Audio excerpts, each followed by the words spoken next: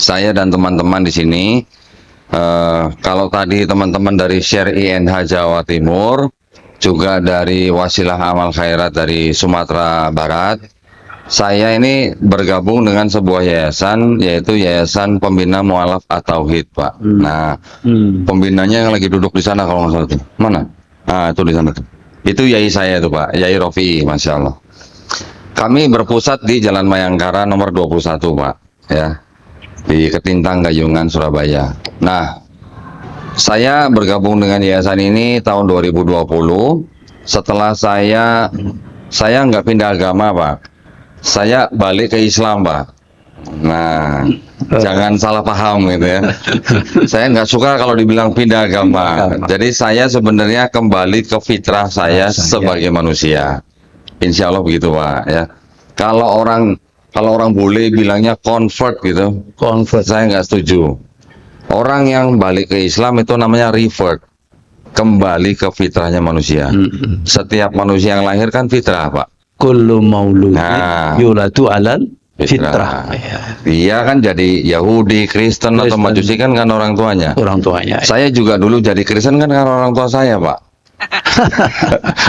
Jadi kan saya dikafirkan sama orang tua saya.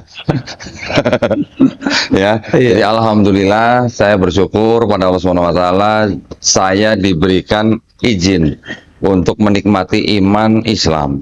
Jadi saya merasa saya mendapatkan penghargaan yang paling tinggi dari Allah SWT. Itu yang saya rasakan setelah saya kembali ke Islam. Ya, Pak ya. Nah, alhamdulillah karena saya cukup lama di sana, dan sebelum saya memutuskan untuk kembali ke Islam, saya mempelajari ulang kitab-kitab saya, Pak. Dulu, Pak. Ya, dulu saya taunya kitab saya cuma satu. Setelah saya pelajarin berkembang jadi banyak, Pak, kitabnya. Sama-sama Bible, sama-sama disebut kitabnya orang Kristen, tapi banyak versinya gitu.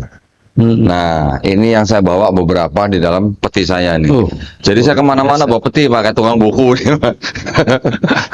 Ya, ini bukan jual beli ya, Pak ya. Ini saya cuma bawa untuk saya perlihatkan. Tapi kalau ada kitab saya nemu di luar yang menurut saya penting, saya beli, saya masuk ke sini gitu, Pak. Jadi kemana-mana saya bawa. Kalau misalnya ketemu pendeta atau misionaris juga saya pakai. Nah, kenapa saya bawa-bawa? Karena kalau saya ceramah di masjid, saya cuma ngomong, nggak ada barbuknya kan kurang enak, Pak. Ya, saya bawa barbuknya gitu. Bagaimana benarnya Quran surat Al-Baqarah ayat ke-79 yang dikatakan bahwa mereka sudah merubah-rubah ya, mengubah-ubah ayat yang diberikan pada mereka dan mereka mengatakan balasan dari Allah. Saya tunjukkan berubahnya di mana gitu. Ada di sini semua. Nah, juga yang namanya orang mempunyai sebuah institusi atau agama, itu juga ternyata ada yang disebut dengan pesan sponsor. Nah, maksudnya pesan sponsor itu apa? Pesan sponsor itu artinya ada pesan atau tafsir atau pemikiran dari pemuka agamanya yang dijadikan agama tersebut. Jadi artinya misalnya hanya tafsir gitu, tapi bisa dijadikan menjadi ayat. Jadi di dalam kitab mereka juga ternyata mengandung ada ayat-ayat yang tidak, istilah kalau kita paham tuh tidak sahih gitu loh. Ya, sahih. Atau tidak otentik gitu loh. Bukunya mengatakan tidak asli gitu. Kita mungkin umat Islam sudah familiar ya dengan Quran. Bagaimana rasanya kalau di dalam Quran ada teks bahasa Arabnya, ada terjemahannya, ada tafsirnya, atau mungkin ada asbabun nuzulnya yang mengatakan ayat ini tidak asli gitu, rasanya gimana, Pak? Hancur hati kita, Pak ya. Ya. Di dalam kitab mereka ada seperti itu, ya. Nanti kita tunjukkan. Tetapi saya ingin memberitahukan bahwa apa yang saya sampaikan pada hari ini itu tujuannya tidak lain tidak bukan hanya untuk membentengi iman dan akidah umat Islam dari upaya-upaya pemurtatan, Pak, atau upaya-upaya pendangkalan akidah. Masih ada nggak upaya-upaya pemurtatan, Pak, di Indonesia menurut Bapak? Masih ya? Selalu berjalan. Selalu berjalan dan pasti masih ada. Entah di kota besar, entah di kota kecil, entah di pedalaman, semuanya masih ada. Nah, kalau kita umat Islam tidak ada yang mengetahui hal-hal dari mereka, ya akidah mereka, kitab mereka, sejarahnya mereka, kita kan Jadi susah gitu nanti menanggulanginya susah. Pemerintah Republik Indonesia itu kan sudah membuat aturan bahwa dilarang mensiarkan agama kepada orang atau kelompok yang sudah beragama. Betul ya? Keputusan bersama dua menteri nomor 1 tahun 79 di dalam bab 3 pasal 4 disebutkan dilarang mensiarkan agama kepada orang atau kelompok orang yang sudah beragama dengan cara sebagai berikut. Misalnya contoh, ketok-ketok rumah orang, door to door gitu. Ya, bawa sembako, bawa brosur, pamflet, buku gitu. Ya. Terus ada lagi nanti yang menyebarkan paham-paham untuk mengajak orang lain masuk ke dalam agama mereka. Itu dilarang. Dan itu masih berlangsung dan sering dilanggar gitu. Maka itu kami dari Yayasan Pembina Mu'alafah Tauhid, selain kami juga visi utama kami dan misi utama kami itu adalah membina para mu'alaf, kami juga melakukan perang pemikiran, Pak. Perang pemikiran dalam hal ini adalah kita melakukan dialog dengan pemuka-pemuka agama khususnya dari kalangan Kristen untuk bisa dijadikan edukasi baik bagi umat Islam maupun yang belum Muslim. Gitu. Ya. Itu latar belakang kami melakukan dakwah seperti ini ya. Ilmu ini bisa disebut adalah ilmu kristologi. Kita mungkin tahu dedengkotnya kristologi Indonesia ya, Ustadz Bangun Samudra ya. Masya Allah, saya dulu waktu masih kafir juga nonton beliau, Pak. Ya. Jadi saya juga banyak nyolong ilmu dari beliau gitu. Tapi kalau beliau mungkin nggak bawa-bawa kitab, kalau saya bawa-bawa supaya saya bisa tunjukin gitu bukti-buktinya ya.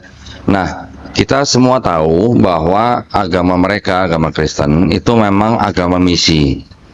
Islam, agama kita juga agama misi. Mereka mengajak orang lain masuk agama mereka, kita juga ngajak orang untuk masuk agama kita. Tetapi bedanya karena tadi ada aturan pemerintah yang nomor 1 tahun 79 itu, maka kita di Islam hanya mengajak orang untuk masuk Islam hanya kepada orang-orang yang belum beragama. Kami juga melakukan hal itu untuk suku-suku terasing, suku-suku yang terpencil gitu ya. Kalau teman-teman kita yang Kristen itu masih belum belum puas kalau mereka belum mendatangi setiap orang yang bukan Kristen. Masih banyak yang door to door gitu ya. Nah, makanya kami sampai menyusun kurikulum supaya kami bisa ajarkan kepada pesantren-pesantren atau kepada sekolah tinggi. Alhamdulillah saya juga mengajar di Sekolah Tinggi Ilmu Dakwah Muhammad Nasir, sehingga kami bisa berkolaborasi dengan Dewan Dakwah khususnya untuk menangkal upaya-upaya pendangkalan akidah. Baik, nah sekarang saya akan langsung saja to the point bahwa apa yang ada di dalam agama Kristen. Kenapa kita perlu mengetahui ini? Ya, saya buka dulu nih Pak, kitab-kitab yang saya bawa nih. Nah, ini yang disebut dengan kitab sucinya orang Kristen nih Pak. Ya, di sini tulisannya apa nih Pak? Udah hilang tulisannya ya? Alkitab. Alkitab. Quran kita juga disebut Alkitab bukan Pak? Alkitab. Alkitab juga. Ya. Kalau Al-Quran kita juga disebut Alkitab, maka saya mengajak bapak-bapak, ibu-ibu, jangan menyebut ini sebagai Alkitab. Ya, ini kan kitab sucinya orang Kristen. Mereka mau sebut Alkitab, mau sebut Injil, itu hak mereka. Tapi kita juga mengenal Al-Quran kita juga sebutannya Alkitab. Maka jangan sebut kitab mereka ini Alkitab. Kita pakai bahasa Inggris Pak, biar modern dikit itulah. Sebut Bible gitu Pak. Bible. Ya. Bible. Ya. Iya. Mereka menggunakan kata Alkitab. Nanti di sini mereka ada pakai yang namanya ini. Kitab suci apa nih? Injil. Kitab suci Injil. Nah, ya, begini. Mereka menggunakan kata-kata yang Islami, tujuannya apa? Ini yang ini. Tujuannya apa? Untuk diberikan kepada umat Islam. Yang ini. Kalau yang ini dipakai oleh kalangan mereka sendiri. Tokoh utamanya di sini ditulisnya Yesus Kristus. Tapi kalau yang ini, tokoh utamanya bukan lagi Yesus Kristus, tapi siapa nih? Penerbitnya sama ini. Siapa Pak di sini Pak? Ini nih. Kakak baca. Yang Ini nih Isa Al-Masih. kelahiran Isa Al-Masih. Nah, pakai nama Isa Al-Masih. Nanti ada lagi kata-kata insya Allah di sini. Nah, yang ini sengaja mereka menggunakan kata Injil, pakai kata Isa Al-Masih, pakai kata insya Allah. Ini dibagikan kepada orang-orang Islam. Gitu. Tujuannya supaya mendekati orang Islam, supaya menerima kekristenan melalui kitab seperti ini. Ya, penerbitnya sama. Ini dan ini penerbitnya sama, sama-sama LAI. Ya, di sini juga LAI. Ini LAI. Ini juga LAI. Di sini Yesus Kristus, di sini Isa Al-Masih. Jadi kalau buat penerbitnya Yesus Kristus dan Isa Al-Masih sama nggak kalau begini? Sama, gitu ya. Buat kita umat Islam, Yesus Kristus dan Isa Al-Masih sama nggak, Pak? Beda. Bedanya di mana, Pak?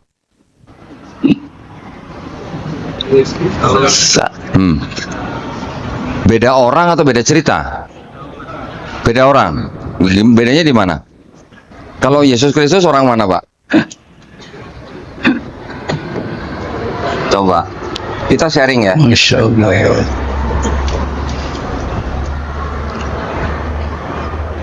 Gak apa-apa, Pak. Kita sharing aja. Bedanya di mana? Yesus Kristus dan Isa Al-Masih. Kalau sebagai orang Islam kita, Pak. Sama. Bapak beda.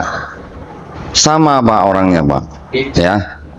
Nabi kita, Nabi Isa Al-Masih itu nama dalam bahasa Arab. Aslinya namanya dalam bahasa Aramaik itu Iso. Ya, Nabi Isa alaihissalam kan orang Palestina. Di Palestina ada bahasa Ibrani, ada bahasa Aramaik. Kalau dalam bahasa Aramaiknya panggilannya Iso. Kalau bahasa Ibraninya Yesua. Orang Arab bacanya Isa, gitu ya. Orang Romawi bacanya Isus. Ketika dibawa ke Eropa, masih pakai kata Isos. Abad ke 16, 17 di dalam kitab suci bahasa Inggris belum ada kata Jesus, belum ada. Huruf J baru ditemukan tahun 1524 oleh salah seorang ahli tata bahasa Itali yang namanya Gian Trissino. Saya nggak tahu apakah orang Itali itu keturunan Jawa atau gimana kok namanya Trissino gitu ya. Dia menemukan huruf J, ya.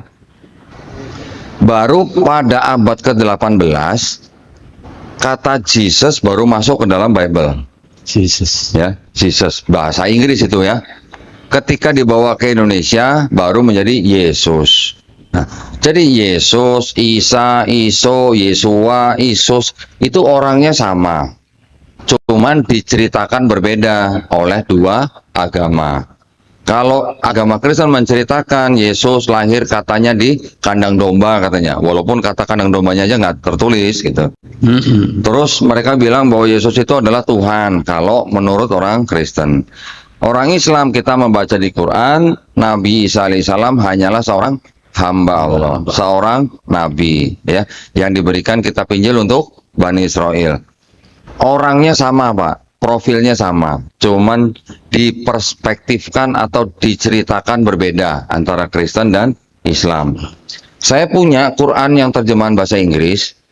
Dalam terjemahan bahasa Inggris itu di dalam Quran diterjemahkan Isa putra Maryam diterjemahkan dengan Jesus son of Mary.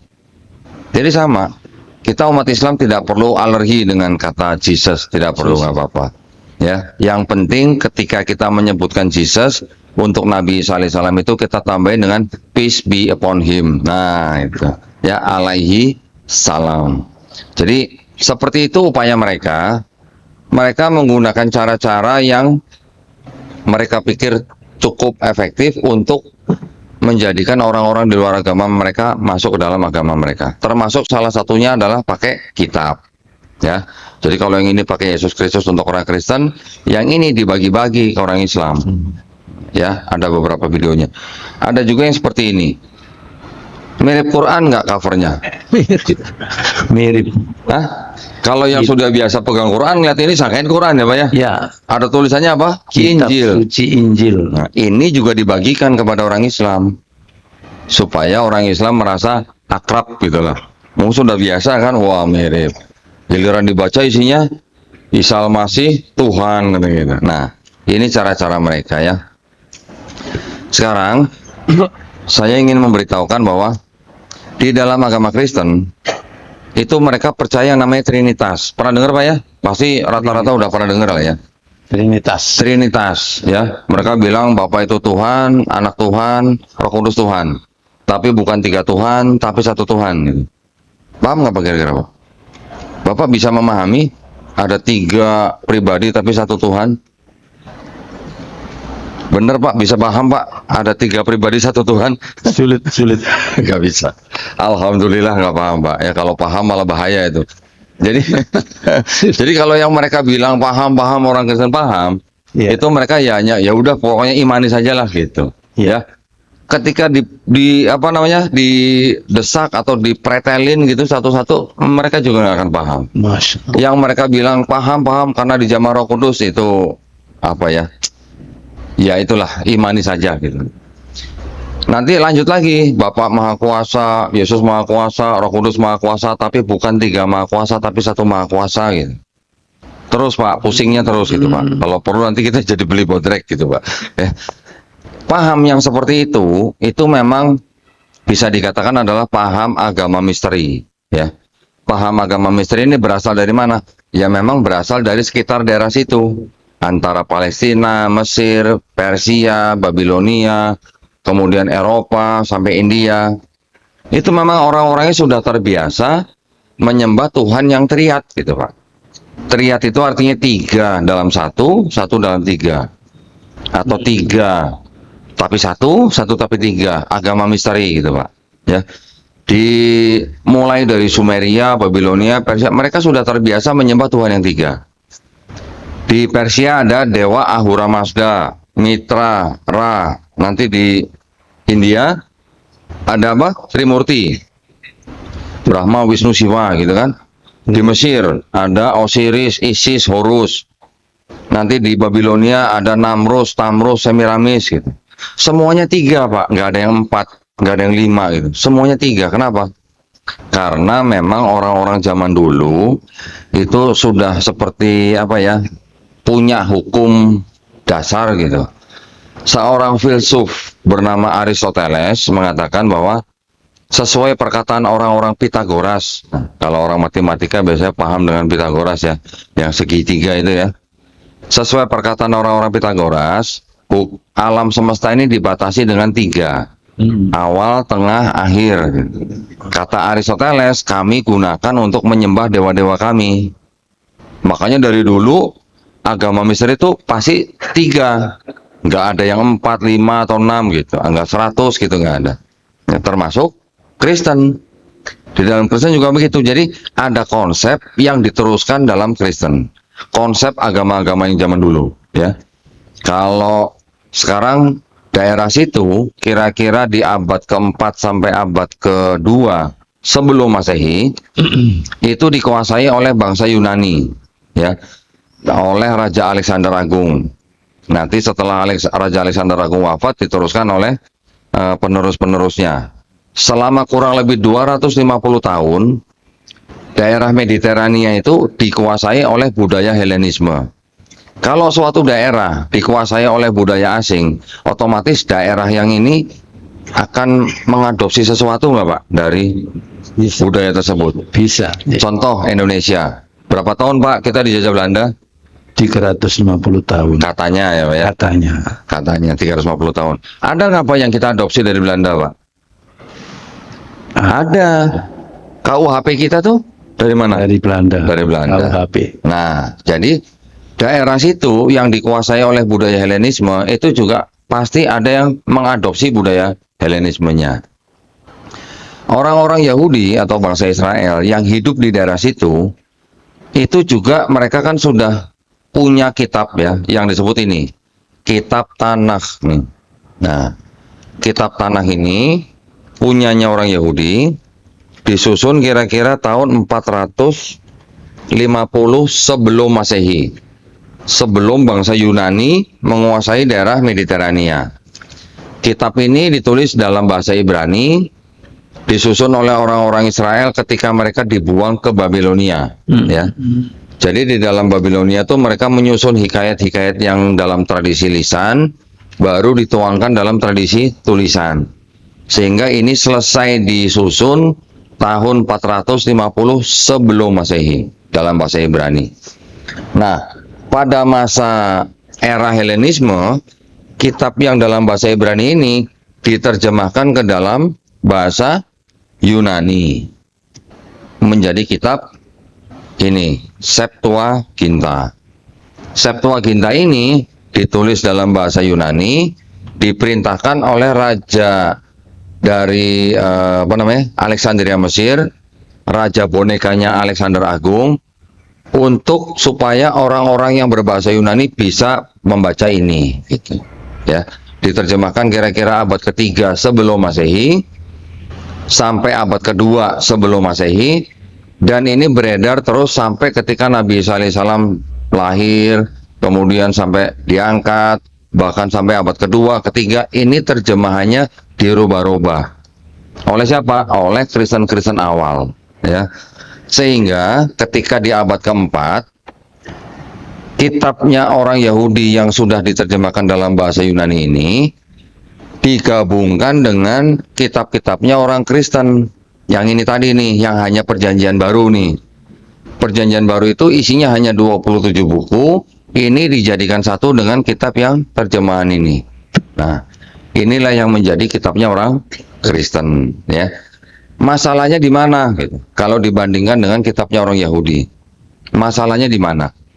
Masalahnya adalah karena kitabnya orang Yahudi yang sudah diterjemahkan ke dalam bahasa Yunani ini terjemahannya dirubah-rubah, sehingga seolah-olah kitabnya orang Yahudi yang dalam bahasa Yunani ini sedang meramalkan kedatangan Yesus di Perjanjian Baru. Seolah-olah begitu gitu, ya. Sedangkan kalau ditanya orang Yahudi, ada nggak nubuat atau ramalan buat Yesus di kitab kamu gitu di sini? Nggak ada, nol, nihil gitu. Jadi kalau orang Kristen yang biasa, yang awam, baca kitab ini, dibilang Yesus dinubuatkan di Perjanjian Lama gitu, ya mereka percaya aja. Mereka nggak tahu asal mula kitabnya berasal dari mana gitu.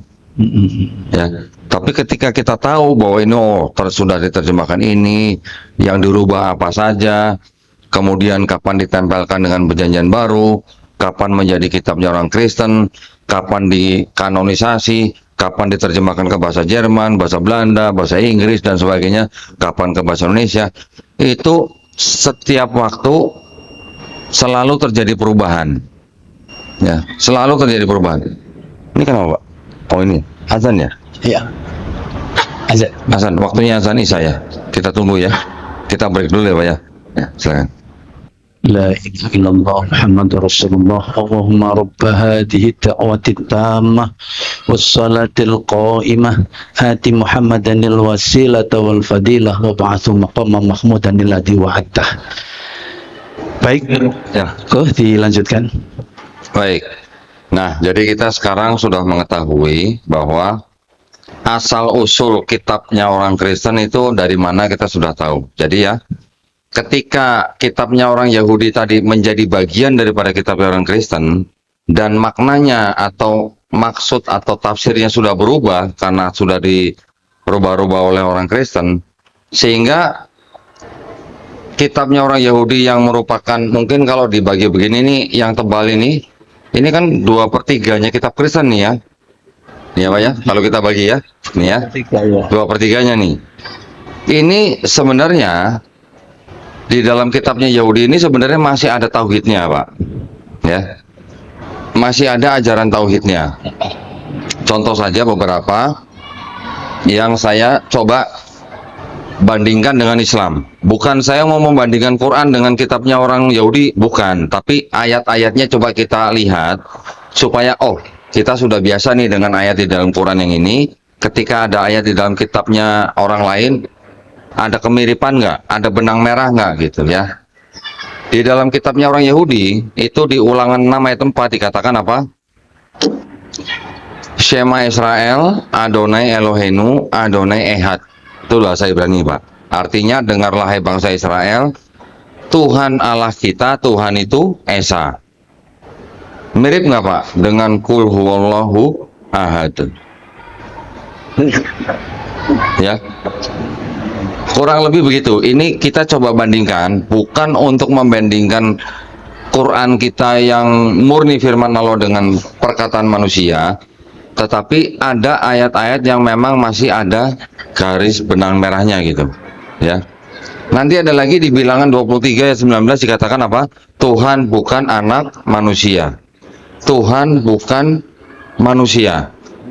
Mirip nggak Pak dengan lam yalid walam yulad? Mirip. Ada kemiripan ya? Nah, Sama. nanti ada di Keluaran 9 ayat 14. Tidak ada yang seperti aku di seluruh bumi. Mirip nggak Pak dengan walam yakullahu kufuwan ahad? Mirip. Ya, ada kemiripan. Jadi di dalam kitabnya orang Yahudi itu memang masih ada ketauhidan gitu Pak. Mohon maaf. Ya. Yes, Mak. Nah, nanti ada lagi di Keluaran 33:20 bahwa engkau Nabi Musa alaihissalam itu tidak dapat memandang wajahku.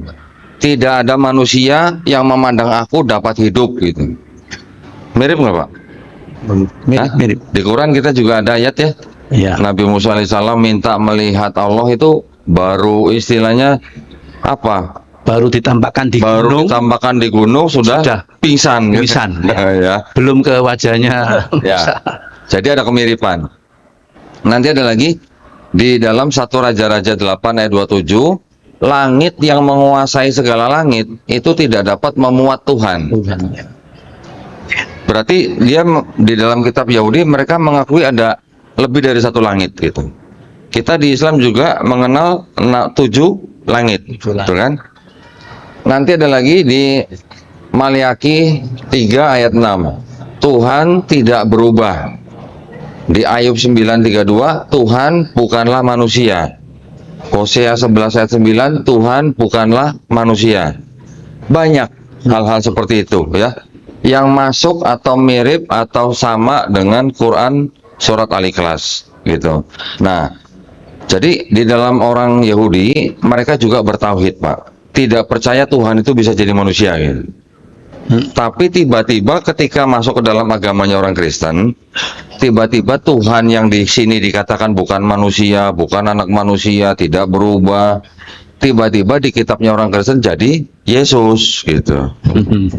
Itu yang ada perubahan apa? Konsep ketuhanan, gitu ya.